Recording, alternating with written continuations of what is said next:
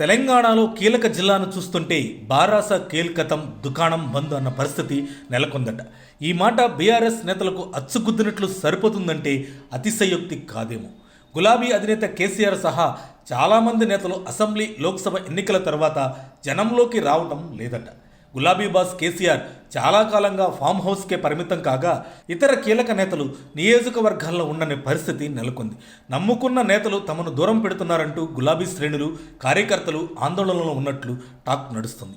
ఒకరిద్దరు బీఆర్ఎస్ మాజీలు అప్పుడప్పుడు నియోజకవర్గాలకు వస్తున్నా తూతూ మంత్రంగా వచ్చి వెళుతున్నారనే వాదనలు ఉన్నాయి. ఈ విషయాన్ని సొంత పార్టీ నేతలే చర్చించుకుంటున్నారట. ముఖ్యంగా ఉమ్మడి ఖమ్మం జిల్లాలో పరిస్థితి అయితే మరీ దారుణం అంటున్నారు రాజకీయ నిపుణులు. 10 ఏళ్ల పాటు అధికారంలో ఉండగా ఓ వెలిగిన బారాస అగ్రనేతలు అధికారం చేజారాక జిల్లా వైపు కనీసం కన్నెత్తి చూడటం లేదనే టాక్ వినిపిస్తుంది. మాజీ ఎంపీ నామా నాగేశ్వరరావు అయితే అసలు సొంత నియోజకవర్గంలో తిరిగిన సందర్భాలు లేవనేది స్థానికుల వాదనగా తెలుస్తుంది. గెలుపు ఓటములు సహజం అని తెలిసినా నామా నాగేశ్వరరావు తమకు అందుబాటులో లేరంటూ కొందరు గులాబీ బాస్కు కంప్లైంట్ చేసే పరిస్థితి వచ్చిందట.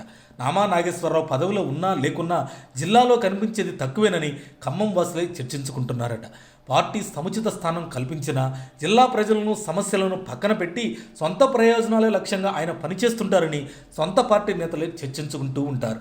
పార్లమెంటు ఎన్నికలు ముగిసి 6 నెలలు కావస్తున్న పార్లమెంటు పరిధిలో 7 నియోజకవర్గాల్లో నామా పరిణించిన దాఖలాలు లేవనే వార్తలు గుప్పమంటున్నాయి. కాంగ్రెస్ అధికారంలోకి వచ్చాక అభివృద్ధి కార్యక్రమాల్లో దూసుకుపోవడంతో పాటు గత ప్రభుత్వ హయాంలో జరిగిన అవకతవకలపై దృష్టి సారించింది. దీంతో నామా తనకు అవినీతి మరక అంటుకుంటుందనే భయంతోనే జిల్లాలో అడుగుపెట్టడం లేదనే గుసగుసలు వినిపిస్తున్నాయి. ఎలాంటి తప్పు చేయనప్పుడు ఆయన ఎందుకు భయపడుతున్నారనే ప్రశ్నలు వినిపిస్తున్నాయి. మరోవైపు నామా నాగేశ్వరరావు కూడా పార్టీ మారతారనే వార్తలు గుప్పమంటున్నాయి. దీనికోసం అనుచరులతో మాజీ ఎంపీ చర్చలు జరిపినట్లు సమాచారం.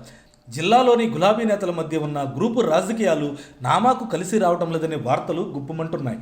మరి ఈ కేసుల నుండి తప్పించుకునేందుకు నామా అజ్ఞాతం వీడి స్థానిక సంస్థల ఎన్నికల ముందైనా కారు దిగి కాంగ్రెస్ కండువా కప్పుకుంటారా లేదా అన్నది పొలిటికల్ వర్గాల్లో సస్పెన్స్గా మారింది. మరోవైపు ఎన్నికల ముందు మాజీ మంత్రి పువ్వాడ అజయ్, జిల్లా పార్టీ అధ్యక్షుడు తాతా మధు మధ్య ఉన్న విభేదాలే నామా ఓటమికి కారణమనే వాదనలు ఉన్నాయి. దీనివల్లే ఆనాడు కేసీఆర్ నామాకు కొన్ని షరతులు విధించినట్లు తెలుస్తుంది.